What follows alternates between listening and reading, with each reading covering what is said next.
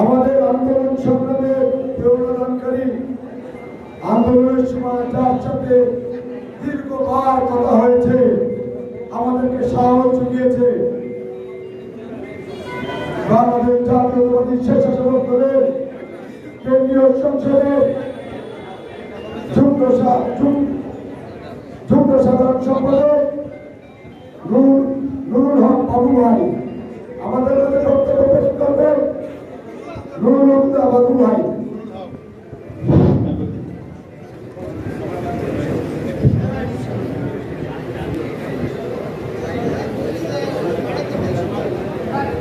বিসমিল্লাহির রহমানির রহিম।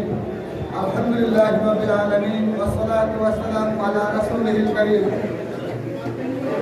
19শে ফেব্রুয়ারি জেলা বিএনপি সমাবেশকে সফল করার উদ্দেশ্যে পিরোজপুর সদর উপজেলা ও পৌর ইউনিয়ন স্বেচ্ছাসেবক দলের কর্মী সভার আজকে এই কর্মী সভার বিপ্লবী সভাপতি নবগঠিত পিরোজপুর স্বেচ্ছাসেবক দলের বিপ্লবী সভাপতি মনিরুজ্জামান মন্ডল উপস্থিত।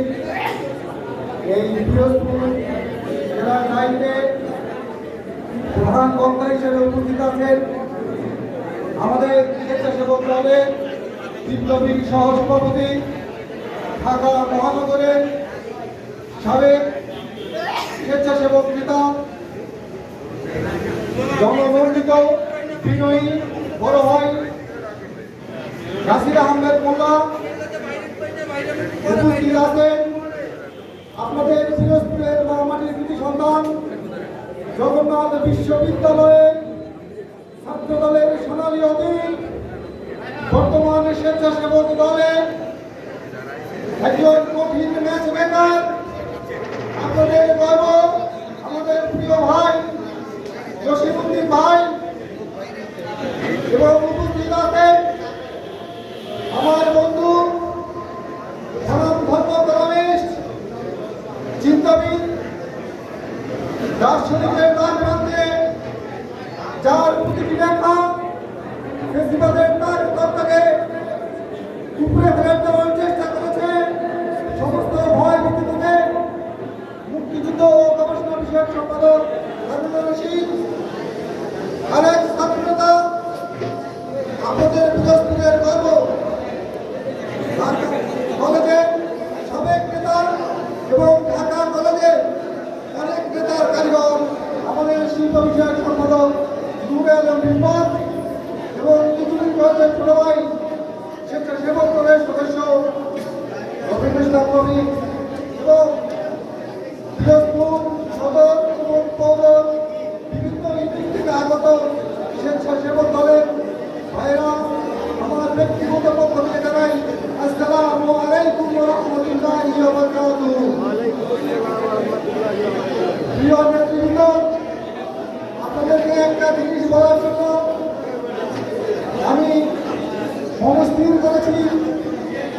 নেতৃত্বকে মেনে নেওয়া, নেতৃত্বের উপর অবিচল থাকা রাজনীতির একটি মহৎ গুণ। অতএব যে নেতৃত্বে আসবে তাকে মানা, তার সঙ্গে অবিচল থাকা। প্রিয় ভাইয়া, আপনাদের টিমের একজন গুরুত্বপূর্ণ ব্যক্তি আপনাদের কাছে গুরুত্বপূর্ণ বক্তব্য রাখতেছে। আপনারা দয়া করে কথা বলবেন না এবং হাঁটাচলা করবেন না। আপনাদের এই পিরোজপুরে যে আপনাদের সুসংগঠিত রাখছে তার মূল্যবান কথা যদি আপনারা না শুনেন তাহলে কি আপনারা পলিটিক্স করবেন? আপনাদের কথাই তো সে বলতেছে। দয়া করে একটু অপেক্ষা করছেন অনেক, আর একটু ধৈর্য ধরে অল্প সময় আমরা শেষ করব। একটু গুরুত্বপূর্ণ বক্তব্য শুনুন। প্রিয় নেতৃবৃন্দ, আমাদের মধ্যে একটা অভ্যাস আছে, দল যখন কোনো সিদ্ধান্ত নেয় তখন আমরা করি কি ওই সিদ্ধান্তের অ্যাসাসিনেশন করি। এটা মনে হয় ঠিক হয় না, এটা মনে হয় এটা করলে ভালো হইতো। তখন আমরা নিজেদেরকে অনেক বেশি বিদ্যান মনে করি। কিন্তু দল যখন একটা সিদ্ধান্ত নেয়, সেই সিদ্ধান্তটা দল একা একা নেয় না, দলের একটা পার্সপেক্টিভ, একটা পলিসি মেকার আছে, তারা মিলিয়ে সিদ্ধান্ত নেয়। কিন্তু আমরা মফস্বলের চায়ের দোকানে বসে সেই সিদ্ধান্তকে চ্যালেঞ্জ করি, সেই নেতৃত্বকে চ্যালেঞ্জ করি, যার কারণে আমাদের সংগঠন বা আমরা ঠিকমতো করে বের উঠতে পারি না। এটা আমাদের একটা অনেক বড় একটা খারাপ গুণ। আপনারা সবাই চিন্তা করে দেখবেন যে আমরা নিজেদের ব্যক্তিগত এবং পারিবারিক জীবনে সবসময় প্রতিটা সিদ্ধান্তকে আমরা চ্যালেঞ্জ করি, আমরা কোনো সিদ্ধান্তকে নিয়ে ভাবি না। দেখেন, সামনে একটা কঠিন সময় আসতেছে, সেই কঠিন সময়টার নাম হচ্ছে ভোট। সেই ভোটটা কেমন ভোট? সেই ভোটটা হচ্ছে এই জনগণকে জাতীয়তাবাদের ছায়াতলে আস্থায় নিয়ে আসা, তাদেরকে একটা জিনিস বোঝানো যে আপনারা জাতীয়তাবাদের দলের পতাকা তলে সবচেয়ে বেশি নিরাপদ। এই দেশের মানুষ আমাদের জাতীয়তাবাদের পতাকা তলে নিরাপদ। তো আপনি জাতীয়তাবাদের পতাকা দল বুঝবেন কিভাবে? আপনাকে বুঝতে হবে, আগে জিয়াউর রহমানকে বুঝতে হবে। একটা মানুষ খুব অল্প বয়সে একটা কঠিন সময়ে একটা সেরকম সিদ্ধান্ত নিয়েছেন, উনি রিভোল্ট করেছেন, উনি অস্ত্র হাতে নিয়েছেন, উনি যুদ্ধের ঘোষণা করেছেন, উনি একটি মানচিত্রকে দায় করে দেওয়ার জন্য উনি বলেছেন আজ থেকে আমরা স্বাধীন, উই রিভোল্ট। এটা কিন্তু অনেক একটা বড় ব্যাপার। দেখেন, এই দেশের এই গত 53 বছরের প্রত্যেকটা অর্জনে জিয়া পরিবার, এই 70-এর 71 সালের যুদ্ধে 26শে মার্চের স্বাধীনতার ঘোষণা জিয়াউর রহমান। আপনি যদি আবার দেখেন 75 সালে যখন জিয়াউর রহমান বন্দী ছিল, তাকে যখন সৈনিকরা এবং জনগণ তাকে এখান থেকে বের করে নিয়ে আসলো, ওই সময় তাকে যখন ক্ষমতার কেন্দ্রবিন্দুতে নিয়ে আসা হলো, তখন কিন্তু পৃথিবীর বিভিন্ন দেশে সামরিক শাসন চলতেছিল। কিন্তু পৃথিবীর এই যাবৎকালের একমাত্র দেশ যে একজন মূর্তি পরা লোক ক্ষমতার কেন্দ্রবিন্দুতে এসে আবার জনগণের শাসন জনগণের কাছে বহুদলীয় গণতন্ত্রের মাধ্যমে ফিরে দিয়েছে।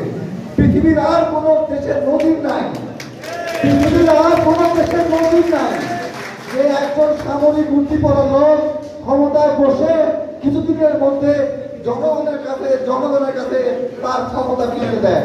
একমাত্র জিয়াউর রহমান, একমাত্র জিয়াউর রহমান 1975 সালের 7 নভেম্বরের মধ্যে দিয়ে তার এগিয়ে আসা। আবার দেখেন 90 সালে এই এরশাদ বিরোধী আন্দোলনে, এই স্বৈরাচার বিরোধী আন্দোলনে যে ভূমিকা রেখেছিল দেশ নেত্রী বেগম খালেদা জিয়া, যে আন্দোলনের মধ্য দিয়ে উনি হয়েছিলেন আপসহীন নেত্রী। এরপরে 2024 সালে আপনারা প্রত্যেকেই জানেন আমাদের জনাব তারেক রহমান, এই বাংলাদেশের প্রাণ, তিনি আমাদের ছাত্র সমাজ, আমাদের এই জনসমাজকে কিভাবে উজ্জীবিত করেছে, কিভাবে বলেছে আন্দোলন কিভাবে করতে হয়। সুতরাং 1971, 1975, 1990, 2024 এগুলো সব জিয়া পরিবার, এগুলো সব এক সূত্রে গাথা। এটা আমাদের অর্জন, এটা আমাদেরকে মানুষকে বলতে হবে যে এই দেশ একমাত্র জাতীয়তাবাদ এবং জিয়া পরিবারের কাছে নিরাপদ।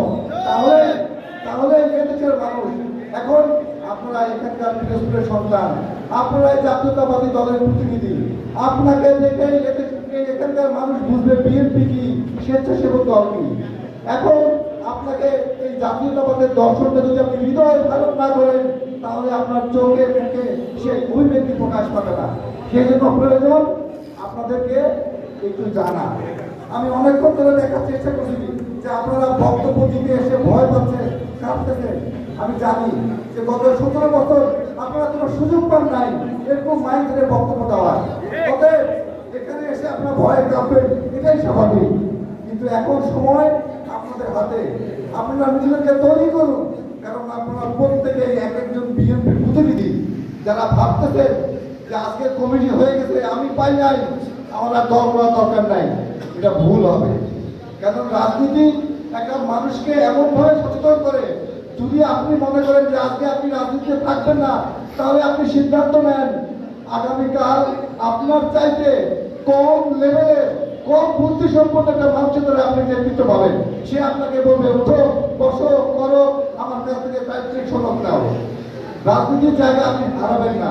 নিজেকে পরিশুদ্ধ করেন, নিজেকে ডাটা দিয়ে সমৃদ্ধ করেন, নিজেকে সে জায়গায় নিয়ে আসেন।